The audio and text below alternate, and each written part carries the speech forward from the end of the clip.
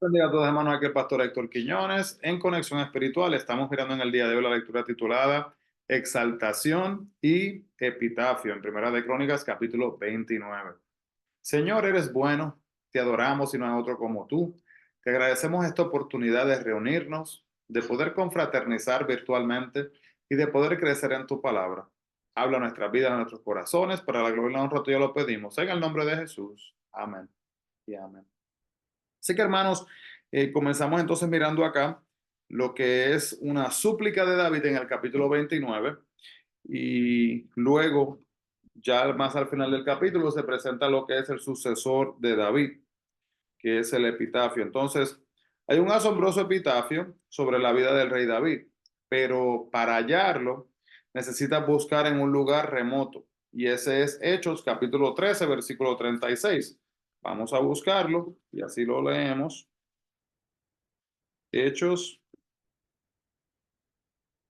capítulo 13,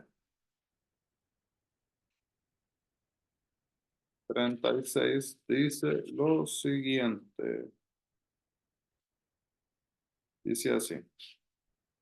Porque a la verdad David, habiendo servido a su propia generación según la voluntad de Dios, durmió y fue reunido con sus padres y vio corrupción.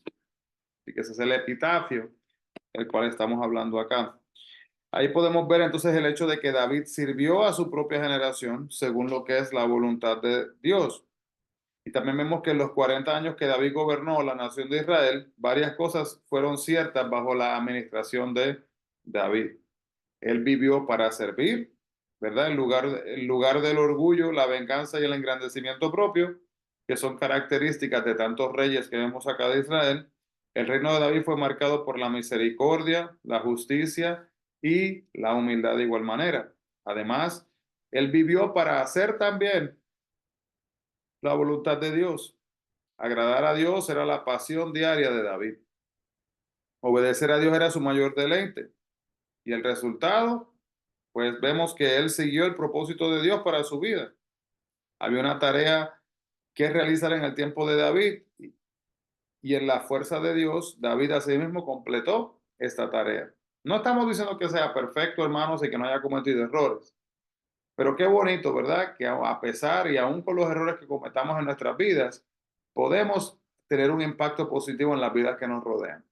Amén. Así que tú puedes tener, asimismo, eh, tener dentro de la vida, ¿verdad? Haber cometido faltas, ¿verdad? Pecados y con el perdón divino de Dios tenemos que entender que la voluntad de Dios para sus hijos implica el camino del servicio. Entonces, en Efesios 6:6 se puede ver esto, pero como David aprendió, pues no hay vocación más feliz en la vida que honrar a Dios con nuestras vidas. Entonces, vemos también que hay tres reyes que son dos veces coronados. Vemos la coronación doble de Salomón en el capítulo 23 de Primera de Crónicas del 1 al 29, perdón, 1 y capítulo 29, versículo 22. Y también siguió un patrón que comenzó Saúl en Primera de Samuel, capítulo 10, versículo 1 y el capítulo 11, versículo 15. Y luego, hermanos, este patrón continúa así mismo con David. En segunda de Samuel 2, 4 y capítulo 5, versículo 3. Y en cada caso, la segunda coronación fue una confirmación de la primera. Podríamos verlo, ¿verdad? Como cuando la gente se casa para renovar sus votos, como decimos, prácticamente era una confirmación de nuevo. No es que, ¿verdad? La primera no haya tenido así mismo valor. Entonces podemos ver acá, hermanos, antes de compartir el capítulo 29, ¿verdad? Quería compartir con ustedes aquí una información importante de unos valores que son compartidos, ¿verdad? A través principios, ¿verdad? Que podemos ver aquí en el libro de Crónicas, específicamente más que nada en Primera de Crónicas, capítulo 28 del 8 al 10, el 9 y el 10, perdón. Vemos que el rey David pues dio a su hijo Salomón los principios para guiarlo a lo largo de su vida. Y estas mismas ideas son las que cualquier padre cristiano quisiera presentar a su hijo. Así que anote, tome apunte, preste atención. Son 6 cortitas, hermanos, pero son principios que son dados hacia Salomón que también pueden ser aplicados a nuestras vidas. Así que número 1, vamos a conocer a Dios personalmente. Número 2, aprender los mandamientos de Dios y descubrir lo que Él quiere que usted haga. Número 3, adorar a Dios con corazón perfecto. Número 4, servir a Dios con un ánimo voluntario. Número 5, ser fiel. Número 6, no desalentarse. Así que ahí tienen, hermanos, principios para vivir en nuestras vidas. Entonces, entramos al capítulo 29. Vemos primero que nada que Salomón tomó el trono en el año 970 antes de Cristo. Y es posible, ¿verdad?, obsesionarse con la construcción del edificio de una iglesia y descuidar a la iglesia real. El pueblo de Dios, hermanos, tenía que mantenerse con el pueblo de Dios. Era súper importante esta parte. Pero también es malo lo opuesto, olvidarse del edificio de la iglesia. David aclaró este punto cuando dijo del templo, porque la casa no es para hombre, sino para Jehová Dios. Y ahí se puede ver, ¿verdad?, la importancia que no era para cualquier persona, sino para nuestro Dios. Entonces, si bien debemos evitar las extravagancias costosas, debemos también de recordar que todo edificio de una iglesia es un testimonio visible de Dios. Así que queremos, ¿verdad?, que sea placentero al ojo, también, ¿verdad? No es que tenemos que gastar donde no hay que gastar, pero también, hermanos, darle lo mejor a Dios. Importante esa parte también. Y pregunta de reflexión, ¿cómo puede ser usado mejor el edificio de la iglesia, verdad? Cuando el mundo viene y visita la iglesia, cuando vienen personas de afuera, el templo donde nosotros nos reunimos, puede ser utilizado de una mejor manera. ¿Cómo podría ser utilizado de una mejor manera? Capítulo 29 del 3 al 5, vemos acá, ¿verdad?, que dice que David dio de su fortuna personal para el templo y alentó a los demás para que siguieran su ejemplo también y lo hicieron con gusto.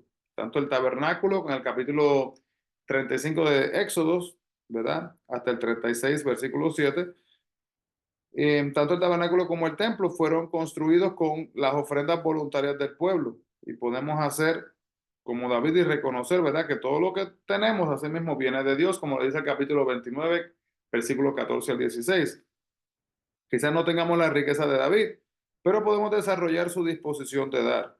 Lo que tenemos no es lo que cuenta delante de Dios, sino nuestra disposición, hermanos, a sí mismo, para darlo de acuerdo a la voluntad de Él. Estos líderes, ¿verdad?, mostraron una actitud correcta hacia su dinero al darlo con gozo para la obra de Dios. Y esta actitud está descrita por Pablo en 2 de Corintios capítulo 9, versículo 7. Preste mucha atención porque este versículo a veces se saca fuera de contexto y la gente lo usa para compartir una enseñanza que literalmente no es la que está tratando de dar aquí la palabra de Dios, donde dice cada uno de como propuso en su corazón, no con tristeza ni por necesidad, porque Dios ama al dador alegre. Y cuando somos generosos, hermanos, porque estamos agradecidos, nuestra actitud puede inspirar a otros. De con generosidad, así mismo para la obra de Dios. He escuchado personas que dicen, usted no está dando ofrenda, usted no está dando diezmo porque usted no está agradecido de Dios, porque usted es un mal agradecido. He escuchado personas decir eso, hermanos. Y hay que tener mucho cuidado, ¿verdad? Tenemos que orar por las personas y tenemos que aprender a poder entender la esencia de este versículo y también entender, hermanos, que muchas veces, mientras más cosas malas uno haya hecho, ¿verdad? Cuando procesemos verdaderamente el perdón de Dios, vamos a decir, wow, Dios me perdonó por tanto. Pero aunque no seamos las personas que hayan hecho las cosas más malas del mundo, hermano, lo que se ha hecho malo, sea grande en nuestros ojos o sea pequeño en nuestros ojos, como lo miremos, no quita el hecho de que sea malo. Y Dios nos ha perdonado a todos. ¿Verdad? Los que quizás hayamos hecho cosas en nuestra vista pequeñitas y cosas grandes que hayamos hecho en nuestras vidas de igual manera. Así que David hace un contraste entre la naturaleza eterna de Dios y las vidas fugaces de los miembros de su pueblo. Y nada perdura menos que tenga sus raíces en el carácter inmutable de Dios. Si nuestros hechos más destacados se desvanecen, hermanos, como polvo delante de Dios, ¿dónde depositaremos nuestra confianza? Solo hay una relación con Dios, solamente una, hermanos. Y podemos encontrar algo permanente en esta relación. El amor nunca desaparece, ni nada ni nadie nos los podrá quitar. Ese amor de Dios está ahí accesible a nosotros, ¿verdad? En nuestras vidas. Y nada ni nadie, hermano, nos puede quitar ese amor. Versículo 29-19, ¿verdad? Habla asimismo del corazón perfecto. Y el corazón perfecto, hermanos, a lo que se refiere es cuando tenemos una vida donde estamos totalmente dedicados a sí mismo, a Dios enteramente, en su totalidad. Entonces, esto es lo que David quería para Salomón, que él a sí mismo, en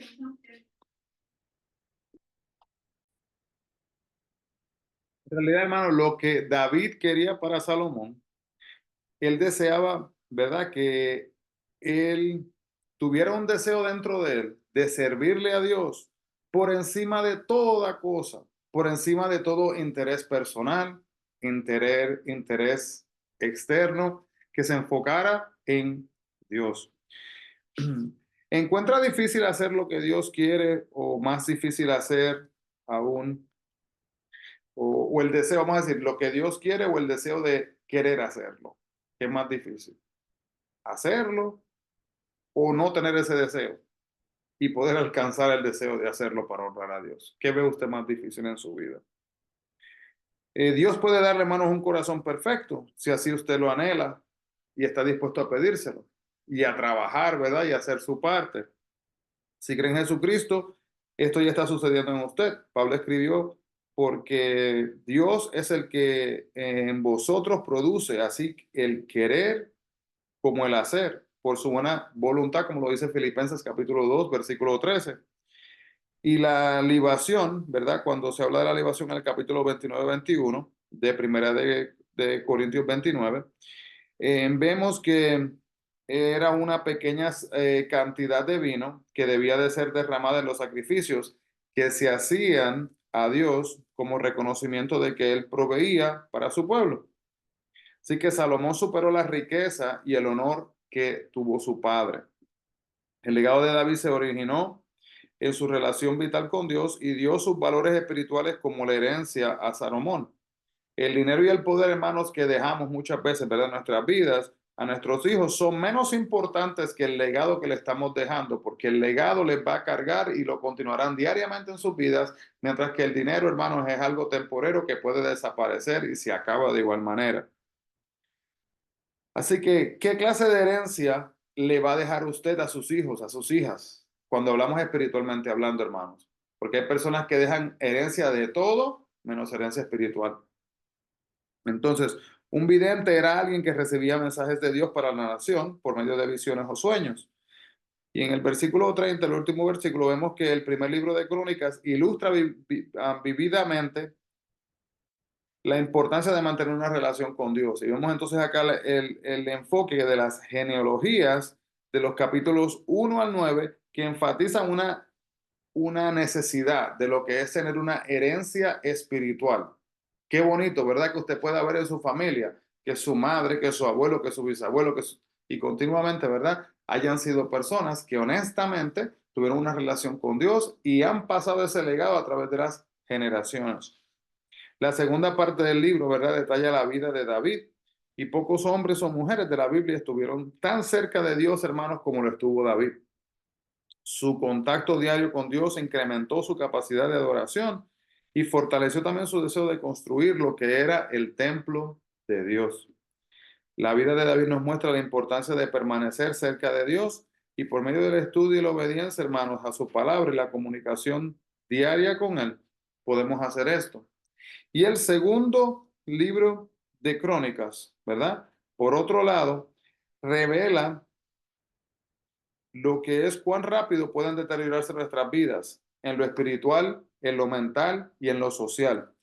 Cuando nosotros no podemos permanecer en contacto con Dios, cuando tomamos una decisión de no honrar a Dios como Él así lo merece, qué rápido se deterioran las relaciones con Dios, el entendimiento y el crecimiento y la madurez espiritual propia.